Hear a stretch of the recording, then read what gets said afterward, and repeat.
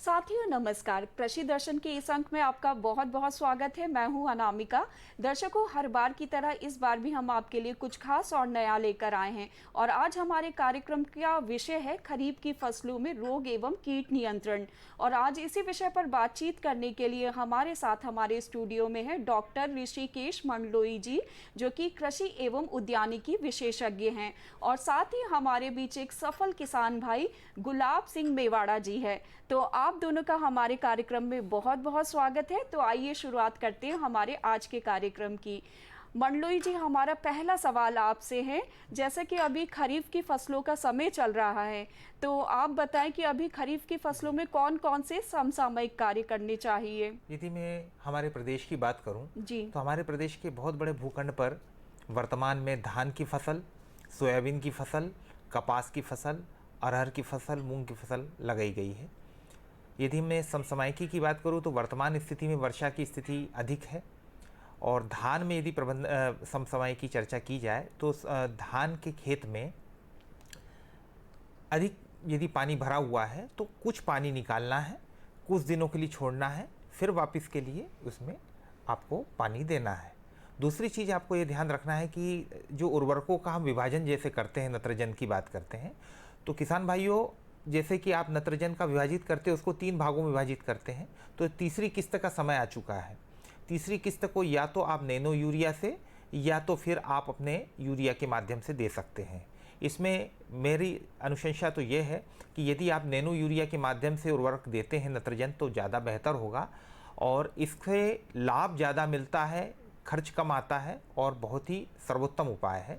इसके अलावा यदि कीट और बीमारी का प्रकोप है तो उसे आपको ध्यान देना है। सुबह सुबह आपको प्रक्षेत्र भ्रमण करते हुए इन्हें ध्यान देते हुए ऑब्जर्व करना है कि कहीं कीटों का प्रकोप अधिक तो नहीं है।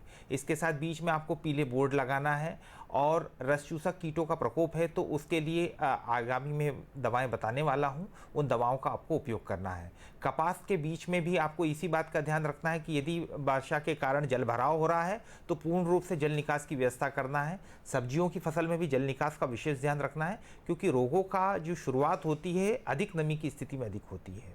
इसके अलावा आपको खेत में पीले बोर्ड लगाना है, प्रकाश प्रपंच को स्थापित करना है, ताकि आप कीटों की निगरानी कर सकें कि कौन से कीट के आने की संभावना अधिक है और कौन सा आ चुका है। ये अभी फिलहाल के रूप में आपको ध्यान रखना है। तो बहुत अच्छी जानकारी दी कि आप किसान भाइयों बस अपने खेतों का समय समय पर निरीक्षण करते रहें और कोई बड़ी समस्या से बचने के लिए समय समय पर समसामयिक कार्य करते रहें। और अभी हमारे बीच एक सफल किसान भाई गुलाब जी भी हैं। तो गुलाब जी, आपका एक बार फिर से हमारे कार्यक्रम में बहुत बहुत स्वागत है। गुलाब जी, हम आपसे जानना चाहेंगे आपके पास कितने एकड़ भूमि है और अभी आपने कौन कौन सी फसलें लगाई हैं? हाँ जी, दीदी मेरे पास 10 एकड़ एग्रीकल्चर है। उसमें अभी हमारे यहाँ जैसे सोयाबीन है और धान है, मक्का है, मूंगफली है, धनिया है, ऐसी अनेक फसल बो रखी है। उसके बाद में कुछ फल उद्यान में भी काम है, जैसा 1 हेक्टर में नींबू है, अमरूद है, ये भी लगा रखे। तो ये तो फसल बहुत लंबी होती है। बाकी अभी जो बारिश वाली फसल है उसमें सोयाबीन कुछ वेराइटी हैं, उसके बाद में धान भी है, कुछ धान रोपे से बोई है, कुछ अपन ने उससे ट्रैक्टर से डायरेक्ट भी बोई है, मूंगफली है। ऐसी अनेक फसल अभी अपन ने बारिश की फसल जो भी बारिश में होती वो पूरी फसल बो रखी है। तो गुलाब जी, अभी हम आगे आपसे और भी बातचीत करेंगे। मंडलोई जी, अगला सवाल मेरा आपसे ये, जैसे कि धान की फसल की अब हम बात करें तो अभी कौन कौन से कीट और रोग धान की फसलों में लग रहे हैं और आप उसके उपाय बताएं। हाँ जी, धान की फसल की बात करें तो धान की जो फसल है उसमें मुख्य रूप से हम यदि विभाजित करें तो रस चूसक कीटों का एक समूह है और दूसरा एक समूह होता है जो पत्तियों को और तने को क्षति पहुंचाने वाला होता है। अभी ब्राउन प्लांट हॉपर, यदि मैं रस चूसक कीटों की बात करूं तो 3 प्रकार के रस चूसक कीटों का प्रकोप धान में आता है। पहला होता है ब्राउन प्लांट हॉपर, भूरा माहो जिसको बोलते हैं, और आना आरंभ हो चुका है और कुछ जगह आने वाला है, क्योंकि ये बड़ा महत्वपूर्ण कीट है और इससे बहुत क्षति पहुंचती है। दूसरा होता है सफ़ेद पृष्ठ वाला माहो, जिसे हम WBPH कहते हैं। दूसरा होता है ग्रीन लीफ हॉपर होता है तीसरा, और चौथा होता है तना भेदक, जिसे हम, ये रस चूसा कीट नहीं है, तना भेदक जो होता है दूसरे समूह में आएगा, और इन कीटों का प्रकोप प्राय विशेष रूप से होता है। क्षति का थोड़ा सा मैं स्वभाव के बारे में बता दूं कि जो भूरा माहो होता है, जहां पानी भरा होता है, और पानी भरे हुए और तने के पास बैठकर ये चुपचाप रस चूसते रहते हैं और चिपकते हुए, और लगातार रस चूसने के कारण ये मीठा लसलसा पदार्थ भी स्रावित करते हैं, जिससे वातावरण की जो फंगस होती है वो चिपकती है पौधों पर, और पूरा जो पौधा होता है वो काला पड़ जाता है। किसान भाई यदि मेड़ पर खड़े होकर देखें तो इसके अधिक प्रकोप होने पर पूरा धान के खेत में गोल गोल बड़े बड़े रिंग बन जाते हैं। 20 बाई 20 के ऐसे गोल, इसको जो सर्कल होता है वो गोला बना हुआ दिखाई देता है। और इसके अलावा यदि मैं तना भेदक की बात करूं तो तना भेदक में क्या होता है कि इनकी जो मादा होती है वो पत्तियों की निचली सतह पर छोटे अंडे देती है, और उन अंडों में से जैसे ही सुंडी निकलती है वो तने के अंदर प्रवेश कर जाती है। अंदर प्रवेश करके ये आंतरिक हिस्से को खाना आरंभ कर देती है, जिसके कारण क्या होता है कि जो पौधा होता है वो बीज से सूखना आरंभ हो जाता है, जिसको हम डेड हार्ट बोलते हैं। किसान भाई देखे होंगे। दर्शकों, अभी वक्त है एक छोटे से ब्रेक का, तो मिलते हैं एक छोटे से ब्रेक के बाद। अरे सुन तो। मुझे क्या सुनाना चाहते हो? जो सुनाओ मेरी सौतन को। किसको? अरे वही तुम्हारा मोबाइल फोन, जिससे सुबह शाम दिन रात चिपके रहते थे और कहते थे किसान कॉल सेंटर से बातें हो रही हैं। अच्छा ये बात है। हाँ, क्यों? क्या हुआ? अब बात नहीं होती क्या? अब तो झट से बात हो जाती है। संबंधी समस्याओं का अपनी भाषा में तुरंत हल पाने के लिए पूरे भारत में किसी भी फोन से हेल्पलाइन नंबर पर संपर्क करें। किसानों का दोस्त किसान कॉल सेंटर। ब्रेक के बाद आपका एक बार फिर से स्वागत है आपके अपने पसंदीदा कार्यक्रम कृषि दर्शन में। और आज हमारे कार्यक्रम का विषय है खरीफ की फसलों में रोग एवं कीट नियंत्रण। और आज इसी विषय पर चर्चा करने के लिए हमारे साथ हैं डॉक्टर मंडलोई जी, और साथ ही हमारे बीच एक सफल किसान भाई गुलाब जी। तो चलिए हमारी चर्चा को आगे बढ़ाते हैं। तो डॉक्टर साहब, ये तो कीटों और रोगों की बात हो गई, पर इनके नियंत्रण के उपाय भी आप हमें बताएं। हाँ बिल्कुल। जैसे ये तो मैंने पहचान के बारे में कुछ बताया, इसके साथ कुछ रोग भी आते हैं, जिसमें भूरा धब्बा रोग होता है, ब्लास्ट डिसीज होती है, इनका भी काफ़ी प्रकोप होता है। इसमें क्या होता है, पत्तियों की ऊपर भूरे रंग की आँखों के आकार के धब्बे बन जाते हैं, और जो ब्राउन स्पॉट होता है इसमें भूरे कलर के गेरुआ कलर के स्पॉट्स धब्बे बन जाते हैं।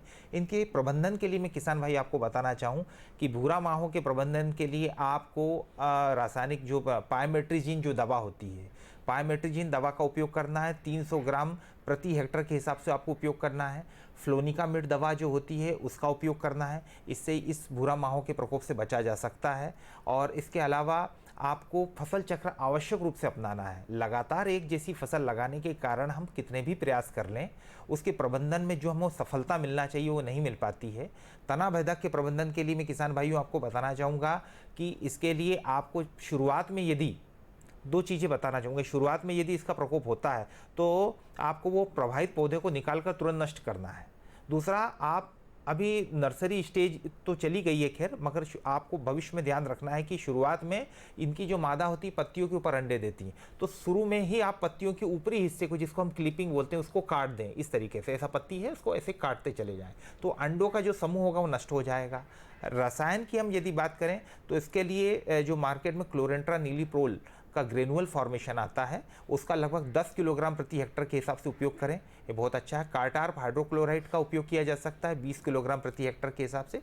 इससे इन कीटों से हम निजात पा सकते तो हैं। जैसा कि डॉक्टर साहब आपने जैविक और रासायनिक दोनों ही विधियां बताई हैं, तो दोनों की कृपया करके मात्राएं भी बताएं कि कितनी कितनी मात्राओं का इस्तेमाल करें। हाँ, जैसे मैंने ये मात्रा बताई है अभी, जो कीटनाशक के बारे में मैंने मात्रा बताया हूँ कि जैसे क्लोरेंट्रा नीलीप्रोल है तो 10 किलोग्राम आपको प्रति हेक्टर के हिसाब से उपयोग करना है। और इसके अलावा कार्टार्प हाइड्रोक्लोराइड है तो 20 से 25 किलोग्राम प्रति हेक्टर के हिसाब से उपयोग करना है तनावेदक के लिए। इसके अलावा मैंने इससे पहले आपको बताया पायमेट्रिजिन, तो 300 ग्राम प्रति हेक्टर के हिसाब से आपको उपयोग करना है। इससे बहुत अच्छा प्रबंधन होगा। यदि रोग का प्रकोप है तो यदि हम देखें तो प्रोपिक्लोनाजोल दवा है, इससे बहुत अच्छा प्रबंधन होता है। 500 ml प्रति हेक्टर के हिसाब से उपयोग करते हैं तो जो ब्लास्ट का और भूरा धब्बा जो रोग है, इससे हम पूरी तरह से निजात पा सकते हैं। डॉक्टर साहब, आज के परिप्रेक्ष्य में जैविक खेती कितनी आवश्यक है, इस संबंध में आप प्रकाश डालें।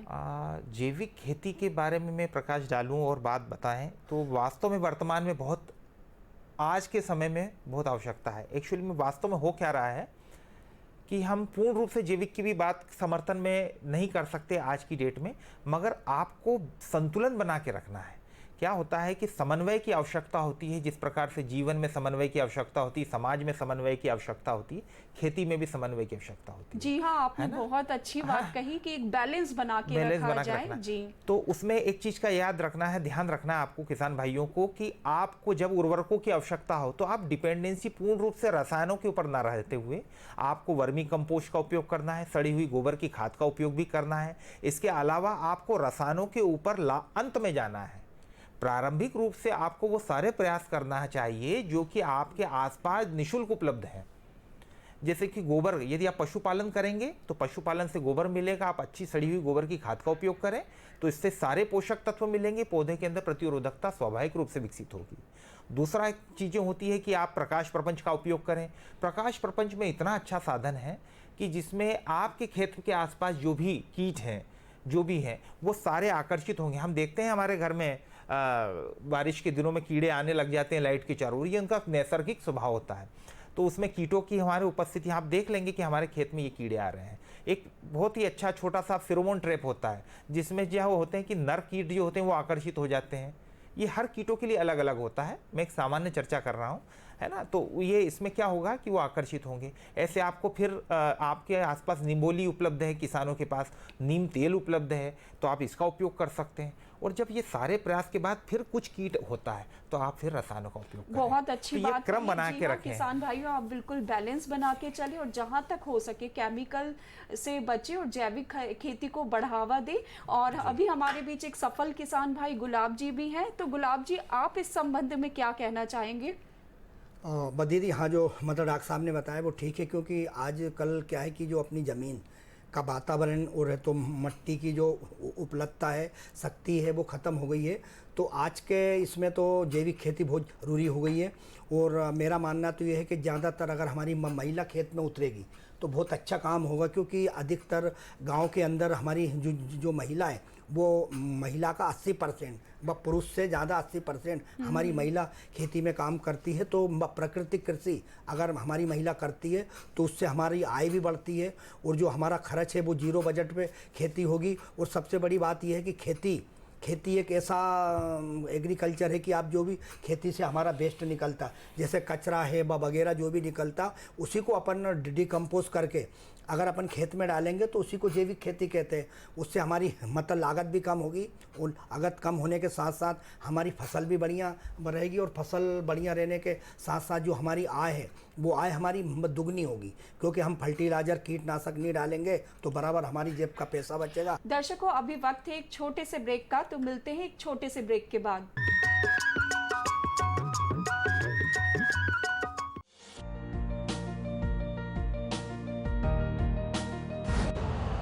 यूरिया का स्वदेशी उत्पादन 70 लाख टन बढ़ाने के लिए 6 उर्वरक संयंत्रों का उद्धार किया जा रहा है। FCIL के गोरखपुर, सिंदरी, तलचर और रामागुंडम संयंत्र, HFCL की बरौनी इकाई और BVFCL की नामरू फोर्थ। सोने पर सुहागा ये है कि देश में अब बनेगा सिर्फ नीम लेपित यूरिया, क्योंकि इससे होगा किसानों का फायदा ही फायदा। अनाज का उत्पादन 10% तक बढ़ेगा। बढ़ेगी 10 से 15% नाइट्रोजन क्षमता।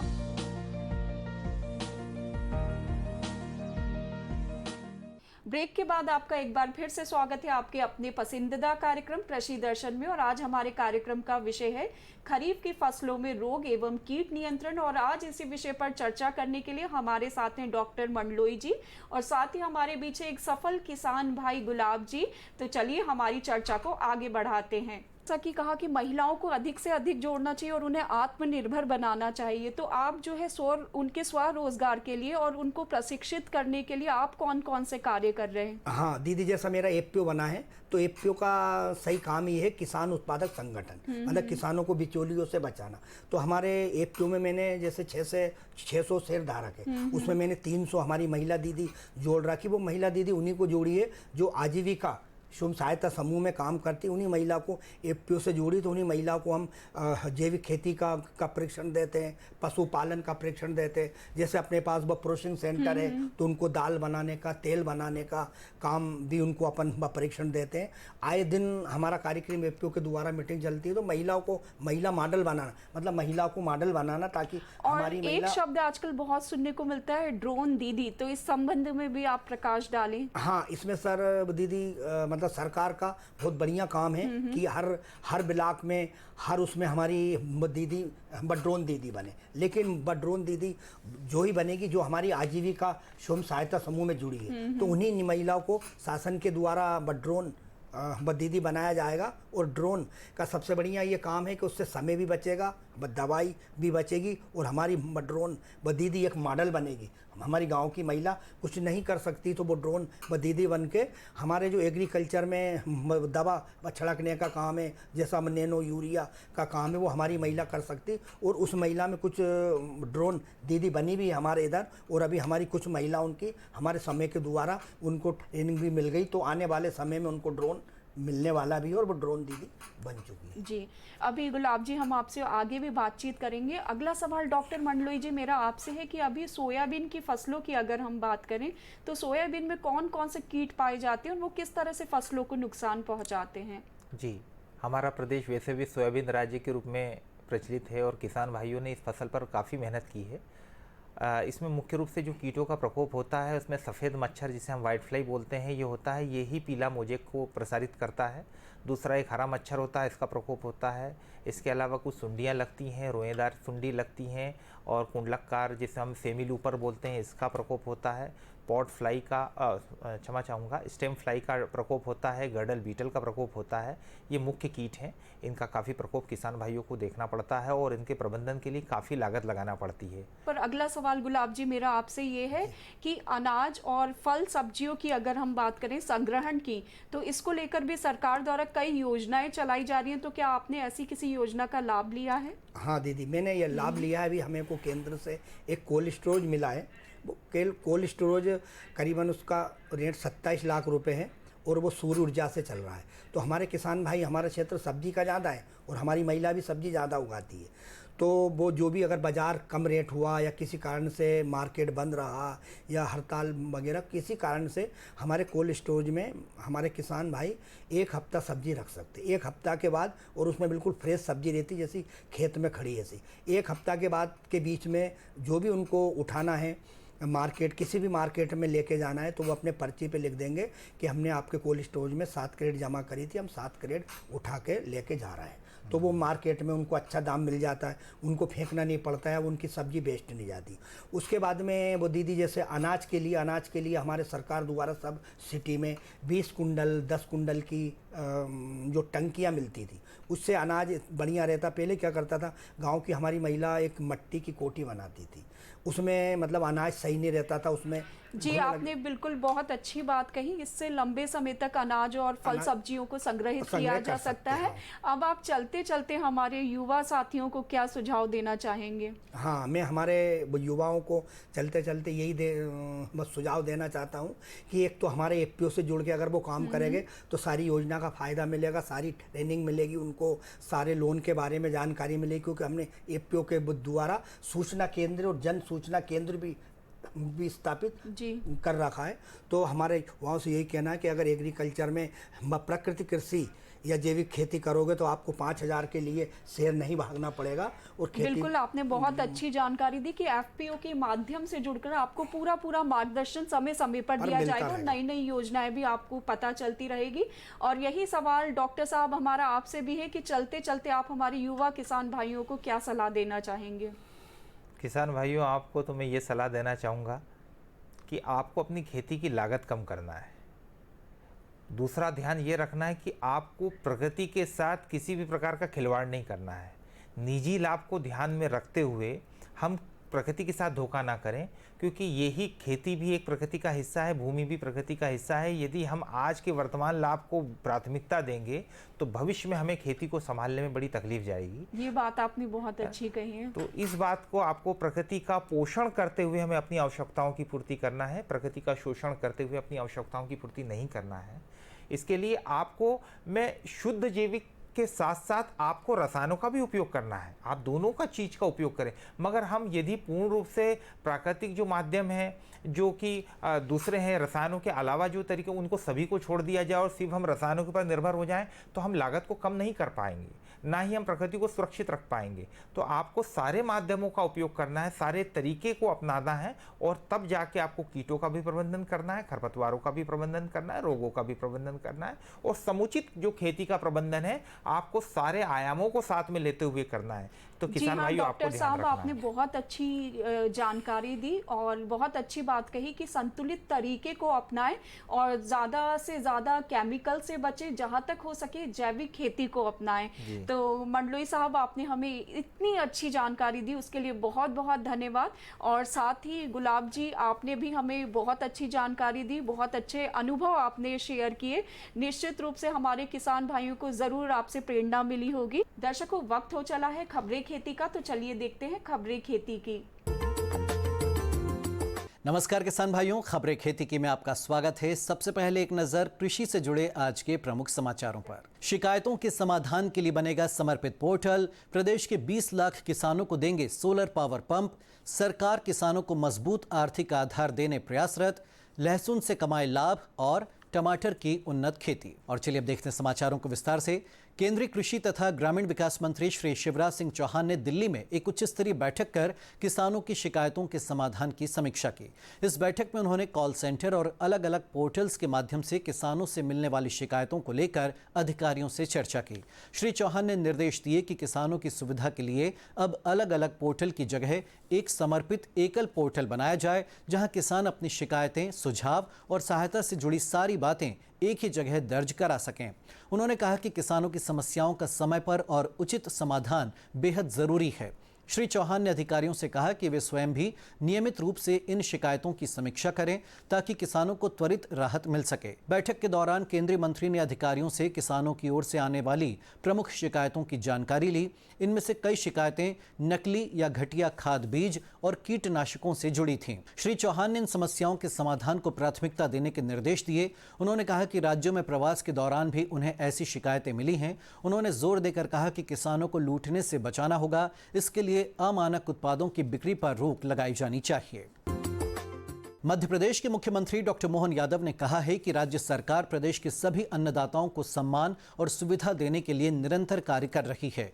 उन्होंने कहा कि बहुत जल्द 20 लाख से अधिक किसानों को सोलर पावर पंप उपलब्ध कराए जाएंगे, जिससे उन्हें बिजली बिल की समस्या से हमेशा के लिए निजात मिल जाएगी। मुख्यमंत्री डॉक्टर यादव मुरैना जिले के ग्राम राजौधा में आयोजित लोकार्पण एवं भूमि पूजन कार्यक्रम को संबोधित कर रहे थे।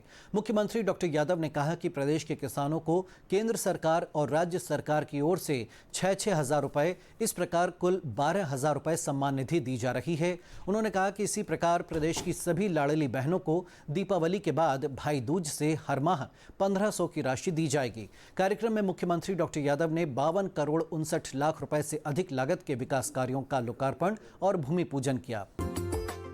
मध्य प्रदेश के सहकारिता मंत्री श्री विश्वास सारंग ने अपेक्स बैंक भोपाल में मध्य प्रदेश राज्य सहकारी बैंक की गतिविधियों की विस्तृत समीक्षा की।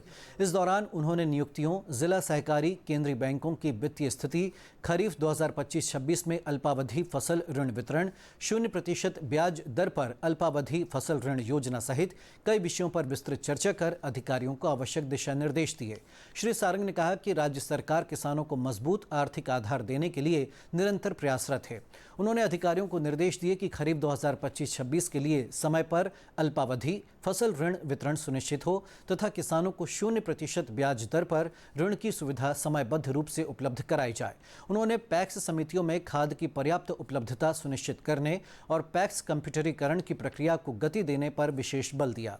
बैठक में किसान क्रेडिट कार्ड संचालन को और सरल एवं सुलभ बनाने के उपायों पर भी विस्तार से चर्चा हुई। मंत्री श्री सारंग ने कहा कि किसान हितैषी नीतियों का वास्तविक लाभ तभी संभव है जब जिला सहकारी बैंक मजबूत स्थिति में कार्य करे। इसीलिए कमजोर जिला बैंकों की वित्तीय स्थिति सुधारने के लिए ठोस कार्य योजना बनाई जाए और उसे जल्द लागू किया जाए।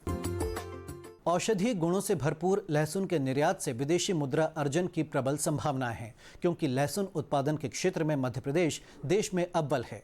खेत तैयार करने के लिए ट्रैक्टर या देसी हल की सहायता से भूमि की हल्की जुताई करें, क्योंकि लहसुन की जड़ें भूमि में 10 से 12 सेंटीमीटर से अधिक गहरी नहीं जाती हैं। इसके बाद आड़ा बखर चलाकर भूमि को भुरभुरा बनाएं और पाटा चलाकर खेत समतल कर लें।